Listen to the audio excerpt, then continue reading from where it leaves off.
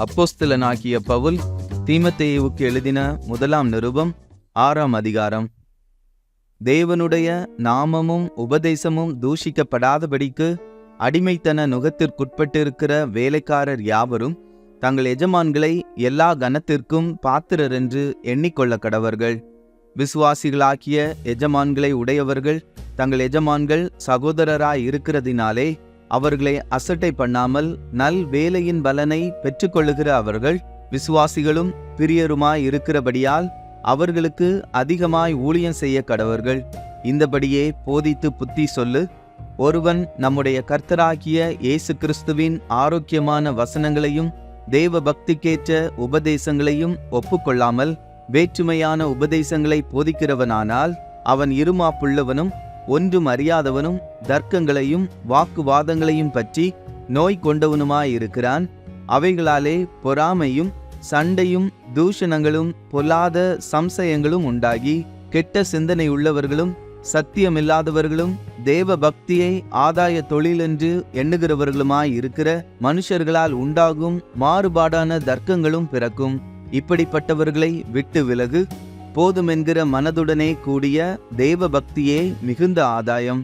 உலகத்திலே நாம் ஒன்றும் கொண்டு வந்ததும் இல்லை, இதிலிருந்து நாம் ஒன்றும் கொண்டு போவதும் இல்லை என்பது நிச்சயம். உண்ணவும் உடுக்கவும் நமக்கு உண்டாயிருந்தால் அது போதுமென்றிருக்க கடவோம். ஐஸ்வர்யவான்கள் ஆக விரும்புகிறவர்கள் சோதனையிலும் கண்ணியிலும் மனுஷரை கேட்டிலும் அழிவிலும் அமிழ்த்துகிற மதிகேடும் சேதமுமான பலவித இச்சைகளிலும் விழுகிறார்கள்.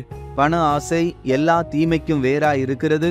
சிலர் அதை இச்சித்து விசுவாசத்தை விட்டு வழுவி அநேக வேதனைகளாலே தங்களை உருவ குத்தி கொண்டிருக்கிறார்கள். நீயோ தேவனுடைய மனுஷனே, இவைகளை விட்டோடி நீதியையும் தேவ பக்தியையும் விசுவாசத்தையும் அன்பையும் பொறுமையையும் சாந்த குணத்தையும் அடையும்படி நாடு. விசுவாசத்தின் நல்ல போராட்டத்தை போராடு. நித்திய ஜீவனை பற்றிக்கொள். அதற்காகவே நீ அழைக்கப்பட்டாய். அநேக சாட்சிகளுக்கு முன்பாக நல்ல அறிக்கை பண்ணினவனுமாயிருக்கிறாய். நம்முடைய கர்த்தராகிய இயேசு கிறிஸ்து பிரசன்னமாகும் வரைக்கும் நீ இந்த கற்பனையை மாசில்லாமலும் குற்றமில்லாமலும் கை கொள்ளும்படிக்கு எல்லாவற்றையும் உயிரோடு இருக்க செய்கிற தேவனுடைய சன்னிதானத்திலேயும் பொந்தியு பிலாத்துவின் முன்னின்று நல்ல அறிக்கையை சாட்சியாக விளங்க பண்ணின கிறிஸ்து இயேசுவினுடைய சன்னிதானத்திலேயும் உனக்கு கட்டளையிடுகிறேன். அந்த பிரசன்னமாகுதலை தேவன் தம்முடைய காலங்களில் வெளிப்படுத்துவார். அவரே நித்தியானந்தமுள்ள ஏக சக்கராதிபதியும் ராஜாதி ராஜாவும் கர்த்தாதி கர்த்தாவும் ஒருவராய் சாவாமை உள்ளவரும் சேரக்கூடாத ஒளியில் வாசம் பண்ணுகிறவரும் மனுஷரில் ஒருவரும் கண்டிராதவரும் காணக்கூடாதவருமாய் இருக்கிறவர். அவருக்கே கனமும் நித்திய வல்லமையும் உண்டாயிருப்பதாக. ஆமேன்.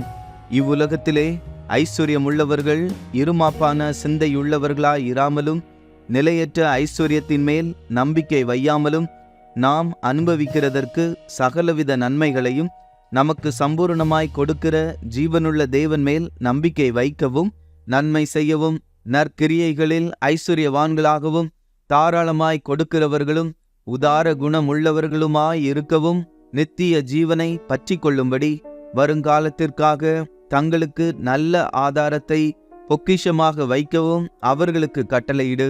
ஓ தீமோத்தேயுவே, உன்னிடத்தில் ஒப்புவிக்கப்பட்டதை நீ காத்து கொண்டு சீர்கேடான வீண் பேச்சுகளுக்கும் ஞானமென்று பொய்யாய் பேர் பெற்றிருக்கிற கொள்கையின் விபரீதங்களுக்கும் விலகு. சிலர் அதை பாராட்டி விசுவாசத்தை விட்டு வழுவி போனார்கள். கிருபையானது உன்னோடே கூட இருப்பதாக. ஆமேன்.